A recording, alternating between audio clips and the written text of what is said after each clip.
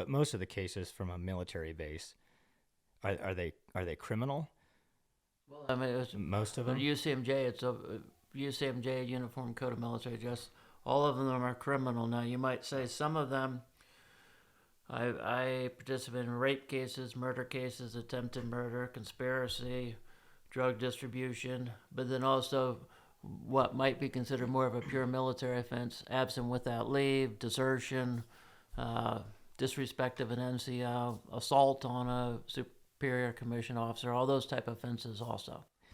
And I ask if they're mostly criminal because on the civilian side, if someone has an affair with their wife, that's not a criminal Right, case. right, So, and for but in us, the military, it if, would be. and usually you wouldn't do, say, an adultery case wouldn't go to trial. Usually be handled at a lower level, but occasionally you could actually have an adultery case that was severely damaging to a unit. Let's say you had a first sergeant or a company commander sleeping with a subordinate enlisted soldier's wife, and that comes out. Well, pretty much that destroys the cohesion, the morale, and the fighting ability of that unit, whatever size it is, and is perhaps more destructive even than if the first sergeant or the company commander was, say, stealing money from the government, which is bad. But if you're sleeping with the wife of a soldier, that's your subordinate, you're just going to destroy all trust in the command, and well, command, it's not going to be functional until you clean that mess up. Right.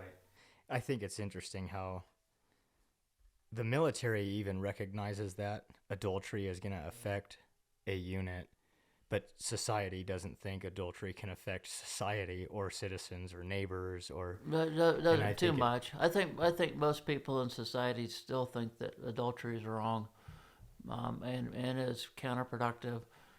But I think, we even had fraternization cases. Maybe it wasn't adultery at all.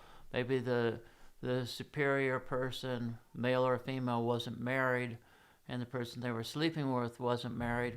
But if that person they're sleeping with is one of their subordinates, you're going to destroy the unit because people are going to think it's unfair. Very first one of these cases I did was a female E7 in Desert Storm who was sleeping with an E4 on her mess kitchen team. There were 8 soldiers.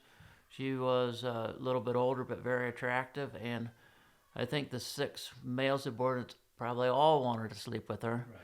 She picked one. The guy barely ever worked. He got a higher award when Desert Storm was over than the other 5, and they were all livid about it. And it all came out, and sort of just to sum it up, if I interviewed, say, 10 people that used to eat at their mess, the universal conclusion was their mess had the worst food within the whole division support command, because they just weren't cooking well because they were busy with other stuff. Yeah, that's something you wouldn't think about, but it was affecting it.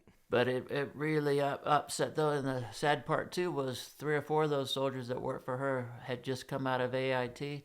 Every one of them did their enlistment for 3 years and got out because they were fed up with the Army and what they'd seen. The